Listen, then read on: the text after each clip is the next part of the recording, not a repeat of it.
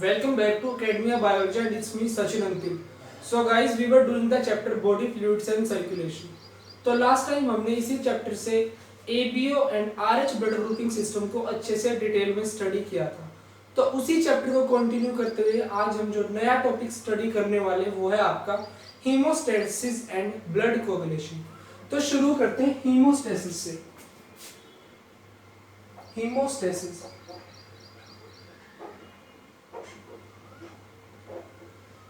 देखो, जो आपकी ये टर्म हीमोस्टेसिस है, इस जैसी आपने एक टर्म और सुनी होगी होम्योस्टेसिस। यूजुअली बच्चे इन दोनों टर्म्स के बीच में कंफ्यूज हो जाते हैं और इन दोनों को एक ही मानते हैं, बट ऐसा नहीं है, दोनों की दोनों टर्म्स आपकी अलग हैं। देखो, होम्योस्टेसिस सिंपली होता है the process of maintaining a constant internal environment of body, while the haemostasis is the process of prevention of blood loss. तो दोनों आपके फिनोमेना जो प्रोसेस है वो आपके अलग हैं। तो हीमोस्टेसिस आपका क्या है? Prevention of blood loss, prevention of blood loss from a ruptured और we can say damaged blood vessel. किसी डैमेज्ड ब्लड वेसल से ब्लड लॉस को प्रिवेंट कराना आपका हीमोस्टेसिस है। तो हमारी बॉडी में हीमोस्टेसिस के लिए 3 मैकेनिज्म्स हैं। Mechanisms for haemostasis, mechanisms for hemostasis। तो हमारी बॉडी में हीमोस्टेसिस के लिए 3 मैकेनिज्म है, जिसमें आपका सबसे पहले आता है वेस्कुलर स्पाज्म। वेस्कुलर स्पाज्म या फिर हम जिसको बोलते हैं वेस्कुलर कॉन्स्ट्रिक्शन। देखो, थोड़ा बहुत जैसा कि आपको नाम से ही समझ में आ रहा होगा, वेस्कुलर कंस्ट्रिक्शन। तो वेस्कुलर स्पाज्म में क्या होता है, अगर आपकी कोई ब्लड वेसल डैमेज हो जाती है तो उसको कॉन्स्ट्रिक्ट कराया जाता है to reduce the blood flow in order to prevent the blood loss. तो अगर कोई ब्लड वेसल डैमेज हो गई तो उसको कॉन्स्ट्रिक्ट करवाते हैं ताकि जो ब्लड उसमें आ रहा है उसके फ्लो को कम किया जा सके और जो ब्लड लॉस है वो ना हो। तो वेस्कुलर स्पाज्म करवाने के लिए जो हमें सिग्नल मिल सकते हैं, जो आपकी डैमेज ब्लड वेसल उसको कहाँ से मिल सकते हैं, तो जो सिग्नल हो सकता है, this could be A local myogenic constriction. Local myogenic constriction,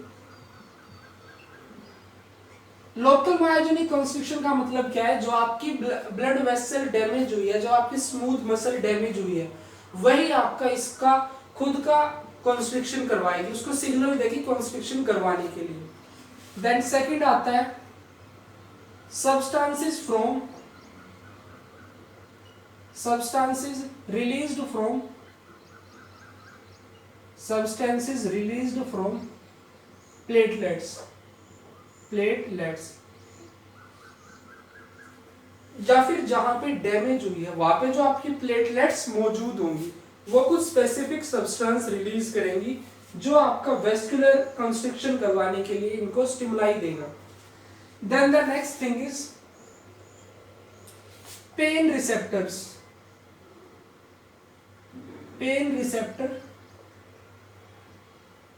reflexes, pain receptor reflex. या फिर क्या हो सकता है, जो आपकी ब्लड वेसल डैमेज हुई है उसमें जो पेन रिसेप्टर प्रेजेंट होंगे वो रिफ्लेक्स देंगे फॉर वेस्कुलर कंस्ट्रिक्शन करवाने के लिए। तो ये तो हो गया हमारा first mechanism for haemostasis. Then इसके बाद जो सेकंड आता है वो है आपका प्लेटलेट प्लग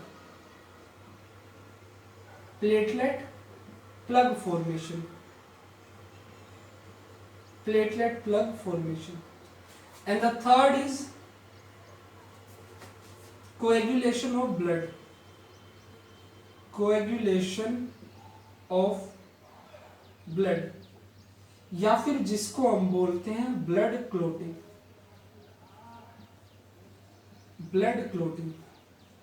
तो इसमें से जो आपका सबसे इंपॉर्टेंट वाला जो आपका मैकेनिज्म है वो ये है, जिसको हम अच्छे से स्टडी करने वाले हैं। But before this we will also discuss the platelet plug formation. तो इसमें सबसे पहले हम देखते हैं प्लेटलेट्स के बारे में। जो आपकी प्लेटलेट्स होती हैं, प्लेटलेट्स, या फिर जिनको हम बोलते हैं थ्रोम्बोसाइट्स, थ्रोम्बोसाइट्स। तो देखो सबसे पहले देखते हैं जो आपकी प्लेटलेट्स होती है वो फॉर्म कैसे होती है।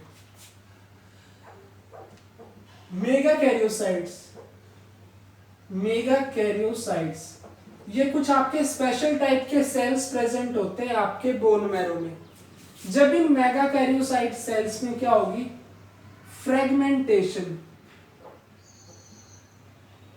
फ्रेगमेंटेशन। तो फ्रेगमेंटेशन से क्या होगा, जो आपके मेगा कैरियोसाइट सेल है, these will divide, a single cell will divide into 1000 to 2000 fragments. तो डिवाइड हो जाएंगे 1000 टू 2000 फ्रेगमेंट्स, 1000 टू 2000 फ्रेगमेंट्स। और इन्हीं फ्रेगमेंट्स को हम बोल देते हैं आपकी प्लेटलेट्स या फिर थ्रोम्बोसाइट्स। तो आपको समझ में आया होगा जो आपकी प्लेटलेट्स हैं वो आपकी मेगा कैरियोसाइट से फॉर्म होती है, और जो आपकी मेगा कैरियोसाइट्स होते हैं these are found in your bone marrow, in your bone marrow. तो जो आपके मेगा कैरियोसाइट्स होते हैं ये आपके बोन मैरो में प्रेजेंट होते हैं। देन इसके बाद जो सेकंड थिंग है वो है आपकी, जो आपकी प्लेटलेट्स होती है इनमें न्यूक्लियस नहीं होता, न्यूक्लियस एब्सेंट। अगर न्यूक्लियस नहीं है तो जो आपकी प्लेटलेट्स हैं, due to the absence of nucleus they can't divide. Nucleus, nucleus इनमें क्या होता है, एब्सेंट होता है, सो कांट डिवाइड। तो ये डिवाइड नहीं कर सकती, यानी कि डिवाइड करके नई प्लेटलेट्स फॉर्म नहीं कर सकती। देन उसके बाद जो नेक्स्ट थिंग है, अगर बात की जाए आपकी प्लेटलेट्स की लाइफ स्पैन की, तो इनका जो लाइफ स्पैन होता है it is near about 5 to 12 days. ये 5 दिन से 12 दिन तक का आपका लाइफ स्पैन होता है आपकी प्लेटलेट्स का। देन इसके बाद जो नेक्स्ट थिंग है, देखो जो आपकी प्लेटलेट्स होती हैं, जो प्लेटलेट्स ओल्ड हो जाती है या फिर डैमेज हो जाती है, वो आपकी प्लेटलेट्स रिमूव होती है स्प्लीन में। स्प्लीन में कुछ स्पेसिफिक सेल्स प्रेजेंट होते हैं जिनको हम बोलते हैं मैक्रोफाजेस। तो इसको लिख सकते हैं हम dead and damaged, dead and damaged platelets, dead and damaged platelets are removed by macrophages,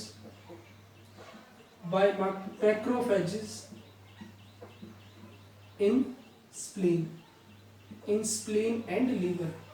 तो जो आपकी डेड जो प्लेटलेट्स होती है वो आपकी मैक्रोफाजेस के द्वारा रिमूव होती है इन स्प्लीन एंड लिवर। देन देखो इसके बाद एक जो और इम्पोर्टेंट यहाँ पे चीज आती है, जो आपकी प्लेटलेट्स का लिपिड कोट होता है, जो आउटसाइड कोट होता है, प्लेटलेट्स का जो कोट होता है, आउटर जो कोट होता है, it is made up of glycoproteins. ये आपका ग्लाइकोप्रोटीन्स का बना होता है। तो देखो ये जो आपका ग्लाइकोप्रोटीनेशियस आउटर कोट होता है प्लेटलेट्स का, इसका एक स्पेसिफिक फंक्शन है। ये नॉर्मल कंडीशंस में जब आपकी ब्लड वेसल्स आपकी नॉर्मल होती है तो उस कंडीशन में तो ये प्लेटलेट्स को उनसे रिपल्स करवाता है, यानी कि उनसे दूर रखता है। बट अगर आपकी कोई ब्लड वेसल दूर हो जाए तो यही लिपिड कोट आपका उनके उस डैमेज्ड ब्लड वेसल के साथ अटैच करने में प्लेटलेट्स को हेल्प करता है। तो ये इसका एक ड्यूअल फंक्शन हम कह सकते हैं। नॉर्मल कंडीशंस में तो ये आपकी ब्लड वेसल से दूर रखता है, अगर ब्लड वेसल डैमेज हो जाए तो ये उनके साथ अटैच होने में उनकी हेल्प करता है। तो ये हो गया आपका प्लेटलेट्स के बारे में थोड़ा सा ब्रीफ। फिर यही पे आता है, देखो जो आपकी प्लेटलेट्स होती है इनका बहुत ज्यादा इंपॉर्टेंट रोल होता है। जो आपका ब्लड क्लॉट का फॉर्मेशन होता है उसमें भी, और नॉर्मली जो आपका इनिशिएशन प्रोसेस होता है क्लॉट फॉर्मेशन का उसमें भी। तो आपके दिमाग में ये आएगा कि यार ऐसा इन प्लेटलेट्स के पास होता क्या है कि जो इतनी इंपॉर्टेंट है। तो हम वही चीज देखते हैं जो आपकी platelets, why they are so important. तो जो इनका साइटोप्लाज्म होता है, cytoplasm of platelets contain, cytoplasm of platelets contain जो इनका साइटोप्लाज्म होता है उसमें क्या क्या होता है? तो सबसे पहले बात की जाए, जो इनका साइटोप्लाज्म होता है उसमें कुछ कॉन्ट्रैक्टाइल प्रोटीन्स प्रेजेंट होते हैं। Contractile proteins, contractile proteins. देखो जो आपका प्लेटलेट का साइटोप्लाज्म होता है उसमें कुछ कॉन्ट्रैक्टाइल प्रोटीन्स प्रेजेंट होते हैं, जैसे कि आपके एक्टिन और मायोसिन। उसके अलावा और भी कई कॉन्ट्रैक्टाइल प्रोटीन्स होते हैं जो आपकी प्लेटलेट है उसको कॉन्ट्रैक्ट करने में हेल्प करते हैं। तो देखो जो प्लेटलेट का कॉन्ट्रैक्शन वो हेल्पफुल किस तरीके से है, तो देखो जब शुरुआत में आपका जो प्लेटलेट प्लग फॉर्म होना शुरू होता है तो वो काफी लूज होता है, बट जैसे जैसे प्लेटलेट प्लग फॉर्मेशन का जो प्रोसेस है कंटिन्यू रहता है, धीरे धीरे जो आपकी प्लेटलेट्स है उनकी कुछ आउटग्रोथ्स या फिर कुछ एक्सटेंशंस निकलने शुरू होते हैं, जो कि उनको एक दूसरे के साथ अटैच करने में हेल्प करते हैं, और जो आपका लूज प्लेटलेट प्लग फॉर्म होता है उसको टाइट बनाने में हेल्प करते हैं। तो ये जो आपका कॉन्ट्रैक्टाइल प्रोटीन है ये अल्टीमेटली जो प्लेटलेट प्लग है उसको लूज से टाइट करने में हेल्प करते हैं। तो कॉन्ट्रैक्टाइल प्रोटीन किस में हेल्प करते हैं? Help in to contract, help into contract platelets. ये आपकी प्लेटलेट्स को कॉन्ट्रैक्ट करने में हेल्प करते हैं ताकि जो आपका प्लेटलेट प्लग है वो टाइट हो सके, लूज ना रहे। देन इसके बाद जो आपकी दूसरी चीज आती है, जो इनकी साइटोप्लाज्म होता है प्लेटलेट्स में उसमें अच्छा खासा अमाउंट होता है कैल्शियम आयंस का, Ca2 पॉजिटिव आयंस, और ये प्रेजेंट होते हैं इनकी एंडोप्लाज्मिक रेटिकुलम में और गोल्गी एपरेटस में, एंड गोल्गी एपरेटस। तो यहाँ पे आप कैल्शियम आयंस की इंपॉर्टेंट देखना, जब हम ब्लड कोगुलेशन करेंगे तो आप देखोगे जो आपकी कैल्शियम आयंस है, most of the steps in the blood coagulations are mediated by the presence of calcium ions. तो इनमें कैल्शियम आयंस प्रेजेंट होती है। देन उसके बाद नेक्स्ट थिंग है आपकी माइटोकॉन्ड्रिया। माइटोकॉन्ड्रिया प्रेजेंट होता है इनमें। तो जैसा कि आपको पता है mitochondria is known as the power house of the cell. तो जो आपका माइटोकॉन्ड्रिया होता है this can produce ATP and ADP. ये एटीपी और एडीपी दोनों का सिंथेसिस कर सकता है, यानी कि जो आपकी प्लेटलेट है वो एनर्जी रिक्वायरमेंट को भी पूरा कर सकती है। देन उसके बाद नेक्स्ट जो इंपॉर्टेंट चीज आती है वो है आपका पीडीजीएफ, यानी कि जिसको हम बोलते हैं प्लेटलेट डिराइव्ड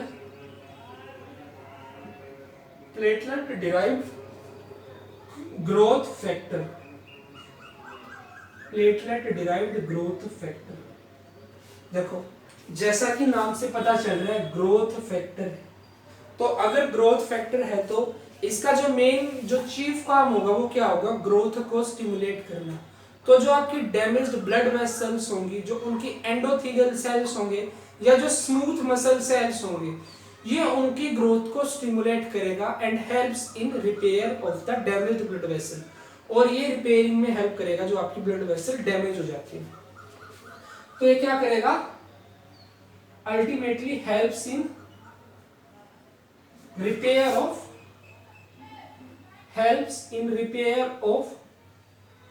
डैमेज्ड वेसल्स। ठीक है, तो इन सब इंपॉर्टेंट चीजों की वजह से जो आपकी प्लेटलेट के साइटोप्लाज्म में प्रेजेंट है, जिनके वेरियस इंपॉर्टेंट फंक्शंस हैं, जो आपकी प्लेटलेट्स है वो इतनी ज्यादा इंपॉर्टेंट होती हैं। फिर इसके बाद जो नेक्स्ट चीज वो है आपकी प्लेटलेट प्लग का फॉर्मेशन देखना। तो देखते हैं प्लेटलेट प्लग फॉर्मेशन। जो आपका प्लेटलेट प्लग होता है वो कैसे फॉर्म होता है? तो देखो इसमें सबसे पहले क्या होता है, फर्स्टली मान लीजिए कोई आपकी ब्लड वेसल है डैमेज हो गई, ब्लड वेसल डैमेज्ड, आपकी कोई ये इस तरह से ब्लड वेसल है और ये यहाँ से डैमेज होगी, ठीक है। तो इस ब्लड वेसल के आसपास जितनी भी आपकी जो प्लेटलेट्स इसके नियर में प्रेजेंट होगी, वो सारी की सारी इस ब्लड वेसल्स की डैमेज के पास जाएंगी और वहां पे जाके अटैच होना शुरू कर देंगी। ये क्या करेंगी? एडहेशन, वहां पे जाके चिपकना शुरू कर देंगे। ये है आपका first step. Then second step क्या है? इस एडहेशन की वजह से क्या होगा, जो आपकी प्लेटलेट्स हैं वो एक्टिवेट हो जाएंगी। जितनी भी प्लेटलेट आपकी डैमेज्ड साइट पे जाके एडहेशन करेंगी वो एक्टिवेट हो जाएंगी, and after activation they will start to release their substances from the vesicles. तो अब ये क्या करेंगी? After adhesion the platelets get activated,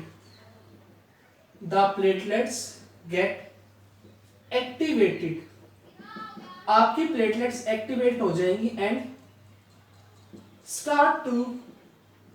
starts to secrete substances from their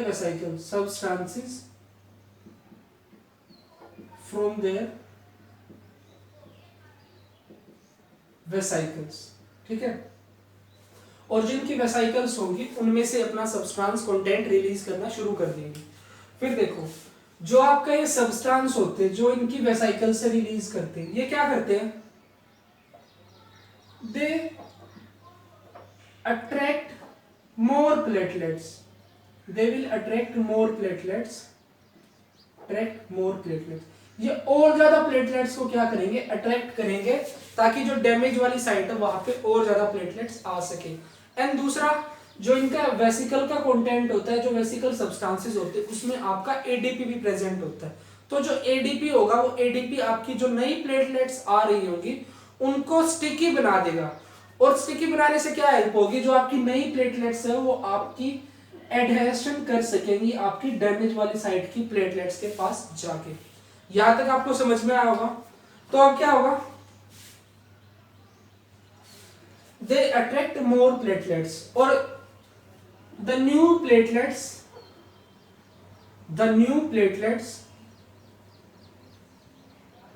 will stick to the old platelets। जो नई platelets हैं उनको आपका जो सब्सटेंसेस है उन्होंने एक सिग्नल दिया कि यहाँ पे डैमेज हुई है, तुम्हारी जरूरत है, जल्दी से आओ। तो नई जो प्लेटलेट्स हैं उनको स्टिकी बना दिया आपके एडीपी ने। तो ये आपकी जो नई प्लेटलेट्स है ये आपकी पुरानी प्लेटलेट्स के पास जाके new platelets will adhere to the old platelets, और ये क्या करेंगी? they will form platelet plug, और ये प्लेटलेट प्लग का फॉर्मेशन कर देंगे। और यहीं पे और एक बात आती है, देखो जो आपका शुरुआत में जो आपका प्लेटलेट प्लग बनना शुरू होता है वो आपका काफी लूज होता है, बट धीरे धीरे जैसे आपकी प्लेटलेट्स ऐड होती जाती हैं, जो आपकी पुरानी प्लेटलेट्स होती है उनमें जो आपका सरफेस है उनका जो वो मॉडिफाइड होता है, उसमें कुछ एक्सटेंशंस आ जाते हैं। तो जो एक्सटेंशंस आते हैं वो एक प्लेटलेट को दूसरी प्लेटलेट के साथ अटैच करने में हेल्प करते हैं। And the platelet is also capable of contraction, क्योंकि उसमें कॉन्ट्रैक्टाइल प्रोटीन्स होते हैं, तो कॉन्ट्रैक्ट करके वो जो आपका प्लग फॉर्म होता है उसको टाइट बना देता है। तो ये आपको शायद समझ में आया होगा जो आपका प्लेटलेट प्लग है वो किस तरह से फॉर्म करता है। देन उसके बाद जो हमारा नेक्स्ट टॉपिक है वो है आपका ब्लड कोएगुलेशन। तो देखते हैं उसको। So now let's start with blood coagulation. Blood coagulation, तो ब्लड कोएगुलेशन से या फिर ब्लड क्लोटिंग्स को हम देखने वाले थे। इसमें क्या होता है, देखो अगर बात की जाए जो आपका ब्लड होता है, जो आपका ब्लड होता है नॉर्मल कंडीशंस में जब तक ये आपकी ब्लड वेसल्स के अंदर यानी कि आपकी बॉडी के अंदर प्रेजेंट होता है तब तक ये किस फॉर्म में होता है? लिक्विड फॉर्म में ये प्रेजेंट होता है इन बॉडी। जब तक ये बॉडी के अंदर प्रेजेंट है it is present in liquid form. But जैसे ये बाहर आया, जो आपका ये ब्लड है, इट कम्स आउटसाइड। ये कहाँ आ गया? Outside of body. तो ये जैसे ही आपका ब्लड बाहर आया आपकी बॉडी से, it will start to form a gel like substance. तो जो आपका लिक्विड, जो आपका ब्लड था, वो जेल फॉर्म में आना शुरू हो जाएगा। तो इस जेल फॉर्म में आने के बाद क्या होगा? देखो, जो आपका ब्लड था बॉडी के अंदर आपके लिक्विड फॉर्म में था, बट जैसे ये बॉडी के बाहर आया, the liquid forms start to change into the gel form. ये आपका जेल फॉर्म में आना शुरू हो जाएगा। फिर यहाँ पे क्या होगा? जो आपका ये जेल होगा, इसमें से क्या निकल जाएगा? Gel minus watery substance, watery brown colour substance, minus gel minus watery brown substance. तो इस जेल में से हमने जो इसका वाटर वाला जो पार्ट था, जो सब्सटेंस था, उसको हमने रिमूव कर दिया। तो हमारे पास जो वाटरी ब्राउन सब्सटेंस होता है, ये क्या होता है? आपका सीरम। इसको हम बोलते हैं सीरम। सीरम यानी कि blood plasma, devoid of clotting factors. यानी कि अगर आपके ब्लड प्लाज्मा में से हम क्लोटिंग फैक्टर्स को निकाल दे, तो जो आपका पार्ट बचता है उसी को हम बोलते हैं सीरम। तो जेल में से हमने जो आपका वाटर कंटेंट था, जो वाटर का ब्राउनिश वाला जो पार्ट था, वो निकाल दिया। यूजुअली आपने भी नोटिस किया होगा, जब आपको चोट लगती है तब धीरे धीरे जो आपका ब्लड बाहर आके जमना शुरू होता है, उसके आसपास कुछ brownish water colour substance release होता है। वो सब्सटेंस आपका ये सीरम ही होता है। फिर ये वाटर निकालने के बाद जो हमारे पास ये जो जेल बचता है, इस जेल में क्या क्या प्रेजेंट होते हैं? This gel contains insoluble fibres. एक तो इनसोल्यूबल फाइबर्स होते हैं, जो आपके ये इनसोल्यूबल फाइबर्स होते हैं, क्या करते हैं? नेटवर्क फॉर्म करते हैं, और उस नेटवर्क में क्या चीज ट्रैप हो जाती है? आपके फॉर्म्ड एलिमेंट्स। जो आपके इनसोल्यूबल फाइबर्स होते हैं, क्या फॉर्म करते हैं? नेटवर्क। और जो नेटवर्क होता है, इसमें आपके फॉर्म्ड एलिमेंट्स हो जाते हैं trapped. Network traps formed elements. तो ये जो आपका नेटवर्क होता है, वो फॉर्म्ड एलिमेंट्स को ट्रैप कर लेता है, और जो इनसे जो चीज बनती है उसी को हम बोल देते हैं ब्लड क्लॉट। ठीक है? या फिर इसी प्रोसेस को हम बोल देते हैं coagulation of blood. The process of formation of the gel like thick substance containing insoluble fibers which form a network that traps the formed elements is called as a blood clot। तो define भी कर सकते हो blood clot. आप कई जगह देखोगे, हर जगह पे आपको अलग अलग डेफिनेशन मिलेगी, तो आप अपने खुद की डेफिनेशन बनाओ, वो भी कॉन्सेप्ट समझने के बाद। तो ये मैंने आपको ब्लड क्लॉट के बारे में ब्रीफ कर दिया कि जो आपका ब्लड क्लॉट होता है वो कैसे फॉर्म होता है। फिर अब जो इसके पीछे जो रियल मैकेनिज्म है, अब वो देखते हैं mechanism, blood clotting, blood coagulation का मैकेनिज्म। ठीक है? जो ब्लड कोएगुलेशन का मैकेनिज्म है, इसको हम एक और नाम देते हैं एंजाइम कैस्केड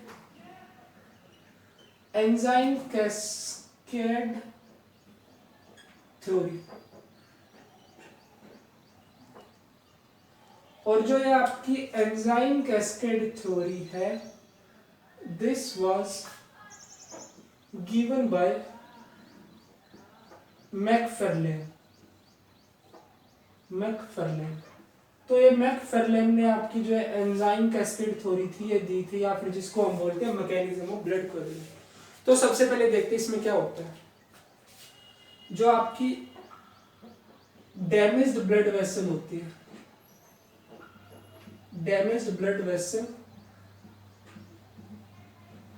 और दूसरी चीज आपकी होती है आपकी प्लेटलेट्स।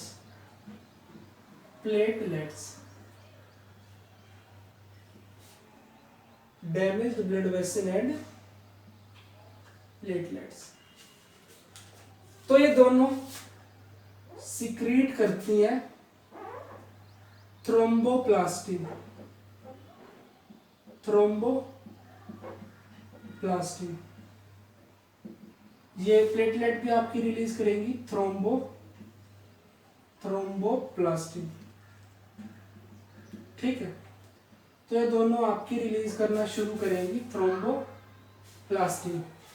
देखो, जो आपका डैमेज्ड ब्लड वेसल जो थ्रोम्बोप्लास्टिन रिलीज करेगी उसको हम बोलते हैं एक्सोथ्रोम्बोप्लास्टिन, और जो आपकी प्लेटलेट थ्रोम्बोप्लास्टिन रिलीज करेगी उसको हम बोलते हैं एंडोथ्रोम्बोप्लास्टिन, या फिर प्लेटलेट थ्रोम्बोप्लास्टिन, या फिर जिसको हम बोलते हैं प्लेटलेट फैक्टर 3। प्लेटलेट फैक्टर 3 हम इसको बोलते हैं। ठीक है, फिर क्या होगा, जो आपका एक थ्रोम्बोप्लास्टिन होगा, आपका ये thromboplastin, the thromboplastin will start to react with blood proteins. ये आपका ब्लड प्रोटीन्स के साथ रिएक्ट करना शुरू करेगा in the presence of calcium ions. Calcium ions की प्रेजेंस में ये आपके ब्लड प्रोटीन के साथ रिएक्ट करना शुरू करेगा एंड कैटेलाइजिस, और ये क्या करेगा, कैटेलाइजिस। क्या चीज कैटेलाइज करेगा ये, it will catalyzes the formation of prothrombinase। prothrombinase, the thromboplastin in the presence of calcium ions react with the plasma proteins and helps in the formation of prothrombinase। जो आपका prothrombinase ये क्या है, ये है आपका एक enzyme. It is an enzyme, ये आपका एक एंजाइम है। And the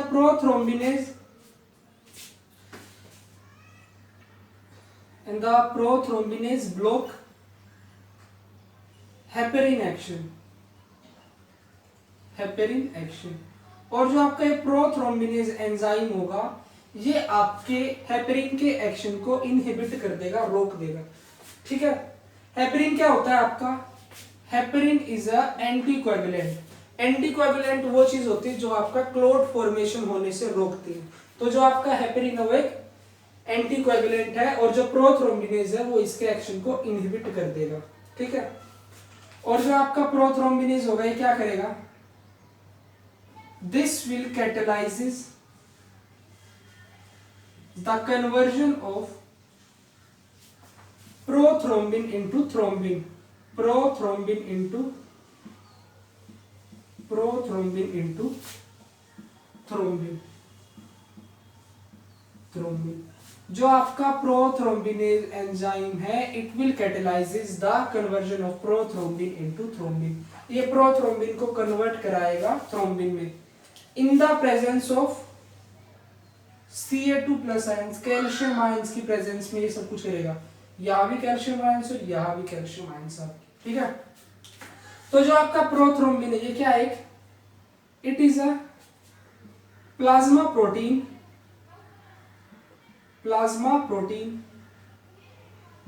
formed in liver. ये आपका एक प्लाज्मा प्रोटीन है जो कि आपके लीवर में फॉर्म होता है, and this will convert into thrombin by the action of prothrombinase. और ये कैसा है, ये है आपका इनएक्टिव, जिसको एक्टिवेट करेगा आपको प्रोथ्रोम्बिनेज, और जो आपका थ्रोम्बिन ये कैसा है, एक्टिव। ठीक, तो फिर क्या होगा, जो आपका ये थ्रोम्बिन होगा, this mediates the conversion of fibrinogen and the active thrombin will mediate the conversion of fibrinogen into protein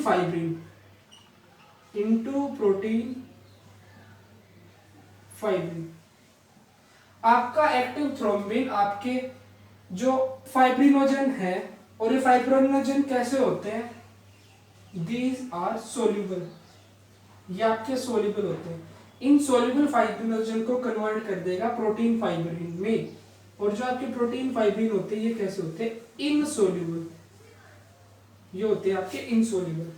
ठीक है, तो फिर जो आपके प्रोटीन फाइब्रिन होंगे ये क्या करेंगे, फॉर्म्स अ नेटवर्क, ये एक नेटवर्क फॉर्म करेंगे, and track the formed elements in it, formed elements in it। और वो जो नेटवर्क आपके प्रोटीन फाइब्रिन फॉर्म करेंगे उसमें जो फॉर्म्ड एलिमेंट्स होंगे उनको क्या कर लेंगे, ट्रैप कर लेंगे, फॉर्म्ड एलिमेंट्स को क्या करेंगे, ट्रैप करेंगे, जिससे आपका क्या फॉर्म हो जाएगा, ब्लड क्लॉट। तो इस तरह से आपका जो ब्लड क्लॉट फॉर्मेशन का जो प्रोसेस है वो एक सीक्वेंशियल प्रोसेस है। So guys, I hope you have understood all this things that are happening in a sequential manner, जो आपके एक सीक्वेंशियल मैनर में हो रही है। तो इसके साथ ही यहाँ पे आपको दो टर्म मैं बता देता हूँ जो आप कई बार सुनने को आपको मिल जाते हैं। एक तो होते हैं आपके anti coagulants, anti coagulants, anticoagulants. तो आपके एंटीकोएगुलेंट्स होते हैं वो क्या होते हैं, एंटीकोएगुलेंट्स वो सब्सटेंस होते हैं, anticoagulants are the substances that slows या कह सकते हैं इनहिबिट क्लॉट फॉर्मेशन, या कह सकते हैं हम इनहिबिट क्लॉट फॉर्मेशन, जो आपके ब्लड क्लॉट को फॉर्मेशन को रोकते हैं, ब्लड क्लॉट के बनने को जो चीज रोकती है उनको हम एंटीकोएगुलेंट्स बोलते हैं। इसमें आपका एक एग्जांपल है एंटीकोएगुलेंट्स का ही, वो है आपका हेपेरिन। और जो आपके हेपेरिन है, it is secreted by mast cells, और दूसरा है आपके जो basophils, basophils. Heparin is a natural, और we can say the anticoagulant present in your body that prevents the formation of clot and it is secreted by mast cells and basophils। और यहीं पे आपकी एक और चीज आती है, एक टर्म और आती है, थ्रोम्बोसिस। थ्रोम्बोसिस ये आपने कई बार सुना होगा। थ्रोम्बोसिस क्या होता है, formation of blood clot, formation of blood clot in a undamaged blood vessel, in a undamaged or non ruptured blood vessel, undamaged blood vessel। तो थ्रोम्बोसिस क्या होता है, क्लॉट का बनना इन अनडैमेज्ड ब्लड वेसल, यानी कि ऐसी ब्लड वेसल में क्लॉट का फॉर्मेशन होना जो आपकी डैमेज नहीं है, उसको हम बोलते हैं thrombosis. And such clots are called as thrombus, और इस तरह के जो क्लॉट्स फॉर्म होते हैं उनको हम बोलते हैं thrombus. So guys, with this our today's topic is complete. So अगर आपको अभी भी कोई इसमें डाउट है, then you can ask me in the comment section and stay tuned for the next one.